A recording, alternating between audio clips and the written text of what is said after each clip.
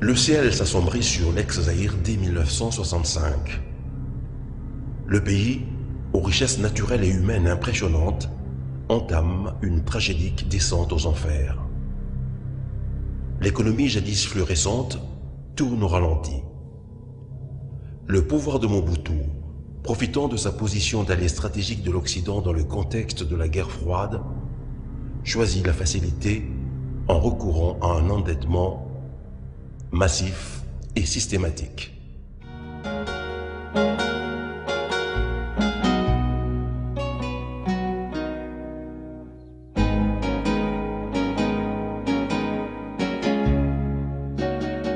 La communauté internationale, informée pourtant de l'utilisation odieuse de cette dette, continua à prêter de l'argent à Mobutu.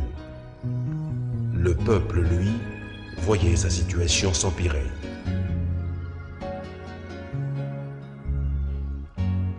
Entre 1965 et 1970, le stock de la dette passa de 32 à 300 millions de dollars. Il atteignit 5 milliards en 1980 et explosa à environ 13 milliards en 1998. La RDC était clouée au sol. Elle consacrait près de 80% de son produit intérieur brut au service de remboursement de la dette. Ce fardeau empêchait tout envol. Et pourtant, la RDC va étonnamment relever la tête, prendre ses responsabilités pour enfin obtenir en juillet 2010 l'annulation de 12 milliards de dollars de sa dette. Ce résultat historique écarte la célébration du cinquantenaire de l'indépendance de la première place du classement des grands événements de l'année 2010, puisqu'il donne des ailes et de l'élan à la RDC pour réduire sensiblement la pauvreté de sa population.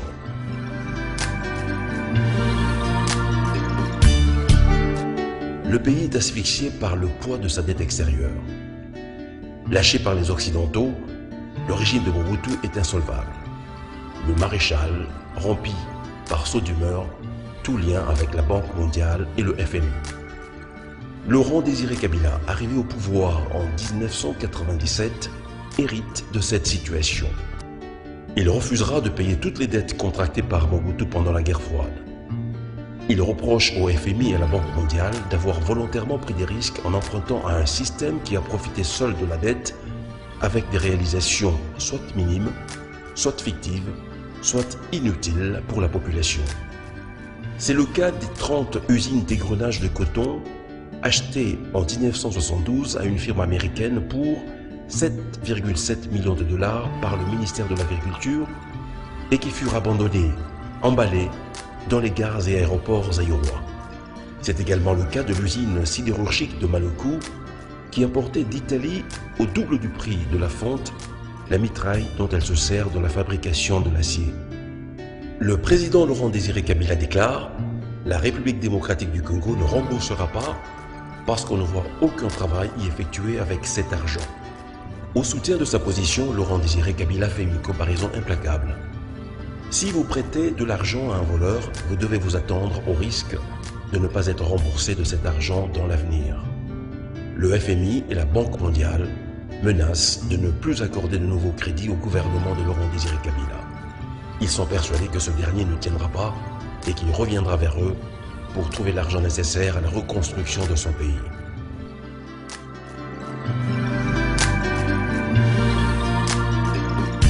Le président Laurent Désiré Kabila va contre toute attente réussir 4 années durant à faire fonctionner son pays sans l'aide du FMI et de la Banque mondiale. Cette réussite fit naturellement peur à la communauté internationale. Laurent Désiré Kabila sera lâchement assassiné dans son bureau le 16 janvier 2001. Il est remplacé par son fils, Joseph Kabila. Ce dernier, après avoir scruté le passé et pris la mesure des aspirations de son peuple, se résout à renouer contact avec les institutions financières internationales.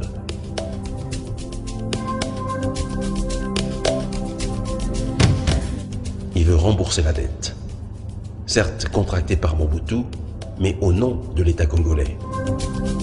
Un programme économique est conclu avec le Fonds monétaire international en 2002 dans le cadre de l'initiative des pays pauvres très endettés, IPPTE. Cette initiative, qui vise l'allègement de la dette extérieure des pays à faible revenu et fortement endettés, repose sur une batterie des critères quantitatifs, des repères et des réformes structurelles à mettre en œuvre.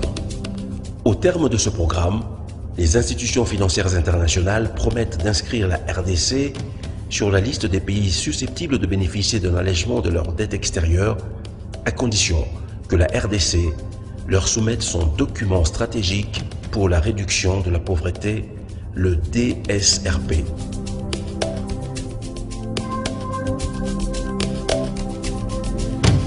Ce document expose les différents programmes macroéconomiques et sociaux qui constitueront la stratégie de croissance et de réduction de la pauvreté dans le pays concerné. C'est en juillet 2003 que le document de la RDC est approuvé par le FMI. Cette date marque le point de décision. Mais puisque le point de décision n'est qu'une promesse, le plus dur restait à faire.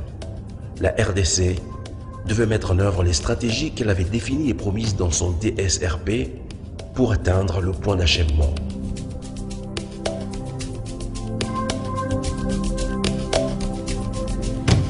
Mais les efforts accomplis furent stoppés par la transition 1+4, période durant laquelle la RDC multiplia des contre-performances.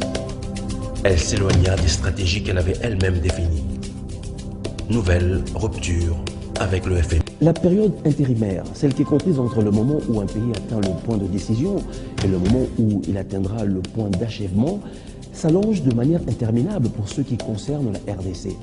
La faute, c'est sûr, c'est à mettre à l'actif de la présidence inouïe 1+4 qui a mis beaucoup d'institutions et beaucoup de ministères dans une situation de léthargie, d'inexistence et de faiblesse de fonctionnement.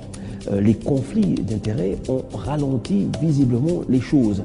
Sans doute fallait-il passer par là pour aboutir aux élections de 2006 qui allaient mettre fin à la crise de légitimité.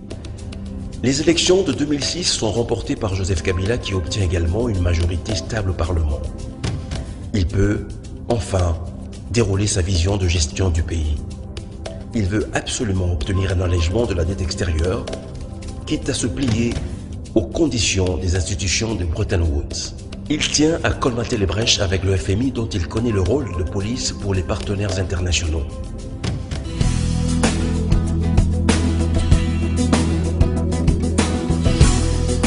Pour cela, il lui faut mettre à la tête du ministère des Finances un homme compétent et reconnu comme tel par ces institutions financières internationales. Plusieurs noms sont proposés par le Premier ministre Gizenga chargé de la formation du gouvernement, mais le choix du président se pose sur M. Athanase Matenda Kyelu. Ce n'est pas un inconnu sur la scène politique. Il vient d'être élu député national de la circonscription de Pangui dans le Maniema en tant qu'indépendant.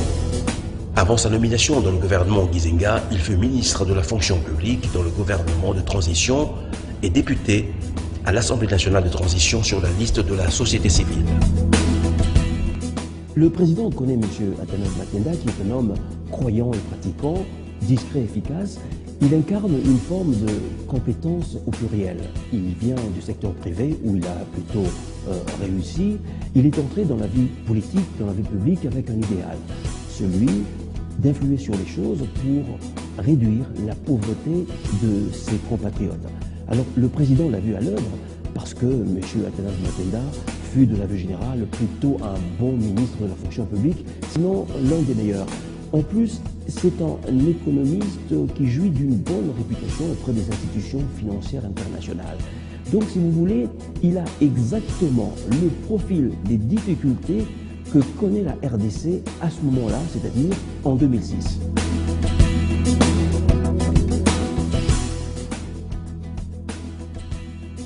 Dès sa prise de fonction au ministère des Finances, M. Athanase Matenda a, sur initiative du chef de l'État Joseph Kabila, approché les partenaires internationaux, le Fonds monétaire international et la Banque mondiale. Sa mission, réintégrer rapidement la RDC dans le programme IPPTE du FMI. L'horizon tracé, le ministre est déterminé à tenir la route. Il injecte de la responsabilité dans les finances de la RDC. On ne dépense que ce qui a été prévu. Il pilotera ce ministère de manière exemplaire. Il prit part à toutes les réunions où les intérêts économiques de la RDC étaient directement ou indirectement concernés. Ce fut le cas des réunions des ministres ACP, réunions du groupe consultatif du Fonds européen pour le développement sur la RDC, réunions sur le suivi des projets Banque mondiale, réunions sur la revue de performance du portefeuille de la Banque mondiale, réunion des ministres africains des Finances sur la troisième chaise accordée par la Banque mondiale. La